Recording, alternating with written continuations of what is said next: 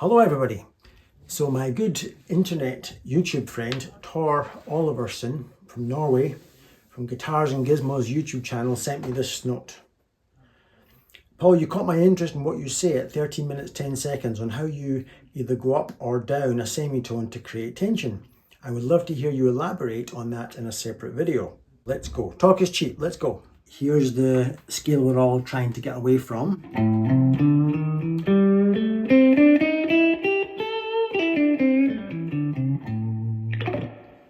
Now just temporarily ditch that, and in its place try something that sounds interesting like this. My little Paul Cook bastardization, if you will, of the A minor pentatonic.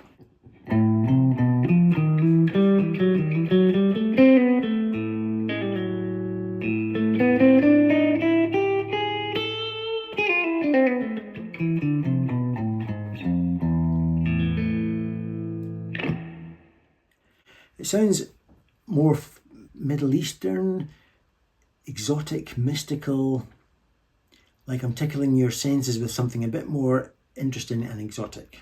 We can analyse why in a minute, but no matter how much we analyse the shit out of it, those sounds existed before we were all born. It was just the human ear likes that kind of stuff.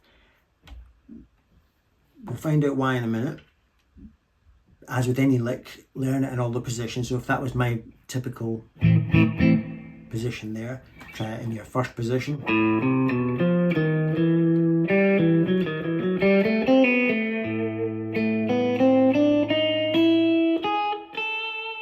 And going down the way.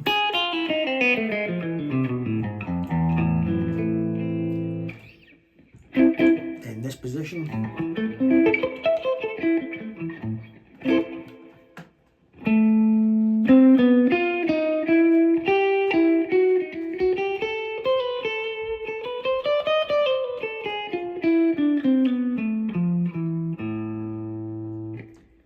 And then back to the first position, bit 12 frets higher.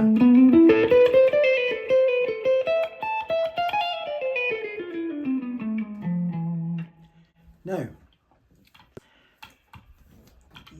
if you do analyse it, you will discover that my blues scale is just a semitone here or there different from your blues scale. I am tickling your senses with this note.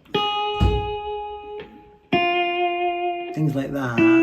So I'm just a semitone away from where you would be. Where you would be here, I'm here. And where you would be here, I'm here. And I'm picking on these notes. Again, before we analyse the shit out of it, the human ear likes that. I think what I'm actually doing is, despite all these notes being suitable over an A minor constant drone or a vamp, I'm kind of tickling your earbuds with E7. I didn't know it when I was learning all these licks. You don't have to know that.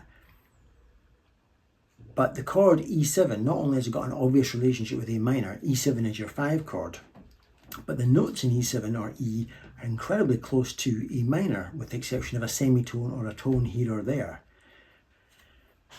So I'm just hitting these notes from E7, maybe with a little bit of diminished thrown in, just to spice things up.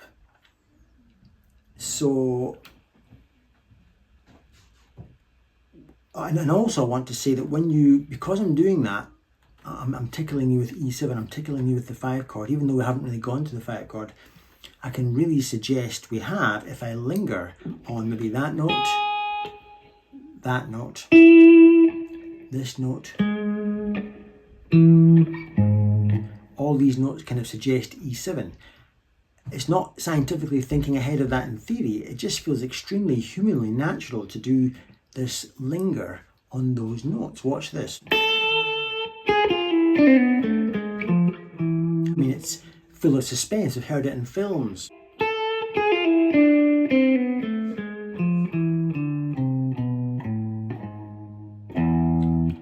And if we do allow ourselves to linger, I can play pretty much the same notes, but this time it's over E7.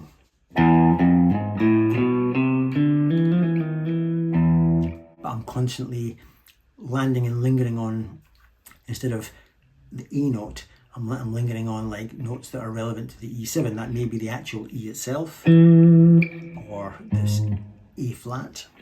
So here I'm going to go again. I'm going to go down the E minor, I'm going to linger on the 5.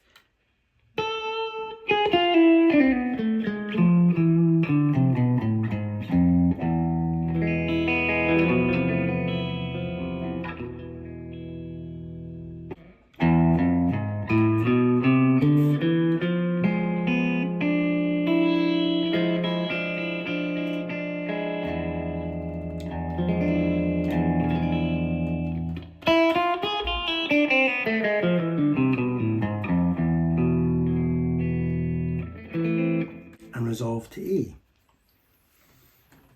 It's miraculous stuff, I think.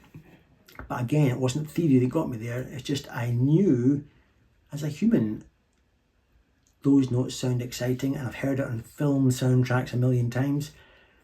And that, when you analyse it, is what's happening. When you play those notes, you're hybridizing A minor with E7 and you're able to mix. So I guess you could then say, so Paul, when you're on any A minor blues, when the band goes to the 5 chord, you can play in that vein and you will sound immediately more sophisticated than somebody who's just sticking to the bog standard. I mean, I've heard blues players, maybe many of you, I don't know, that will play that lick as the band's going to the 5, and it's an incredible waste. When the blues player in front goes, no matter how much feel they put into it, what an incredible missed opportunity that is to not.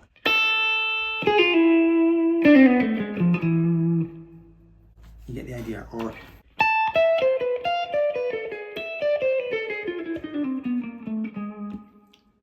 there's me lingering again on that note. Just a thought. Now let's raise the bar another wee notch, since we know we're playing, if you're going to play the bastardized Paul Cook version of your blues scale, we now know we're going to hit the note E regularly, but also the note A flat, and both of these notes suggest this flavour of E7 against the A minor, and that's what the ear seems to like.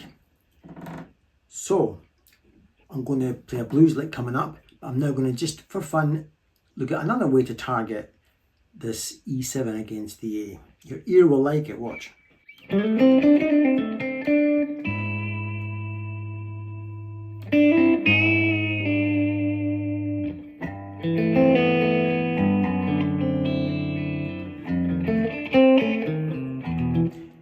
So all I was doing there,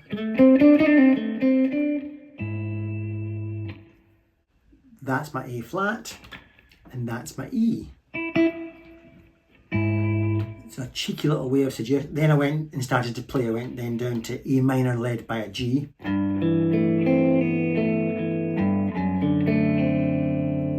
That's a D7. Then down to an F13.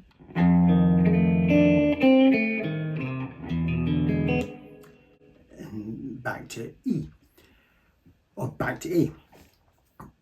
One more little notch. Diminished. The 5 chord is the most obvious place to stick in a diminished, to not only raise the tension within the 5, and that's what the 5 chord is famous for, a place, it's a location to raise some tension to set you up for the final resolution to go back to A minor. So that's the most easy and obvious place to bring in diminished. So for example,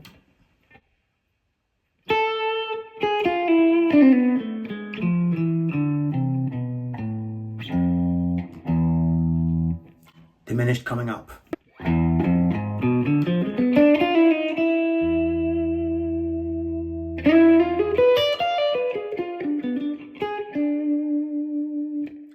One more time.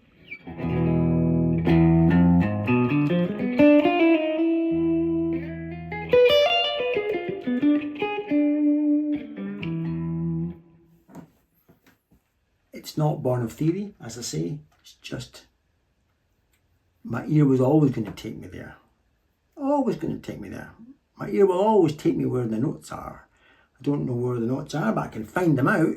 But it's always my imagination. I think, oh, wouldn't it be good to create or I can hear this note in my head before I play it. I'll just find out where it is. Can't find it straight away, but I'll find it eventually.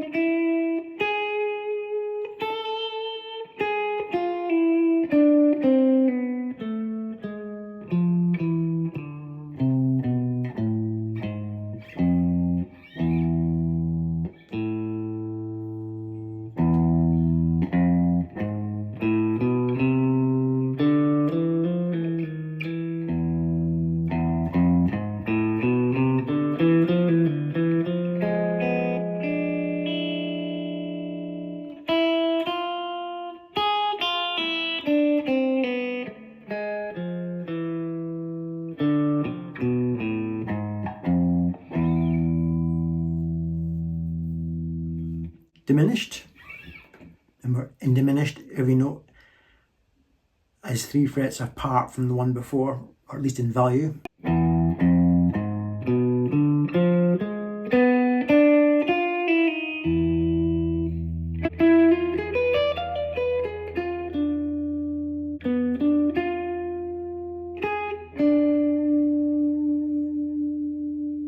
And one last one I want to show you in this position.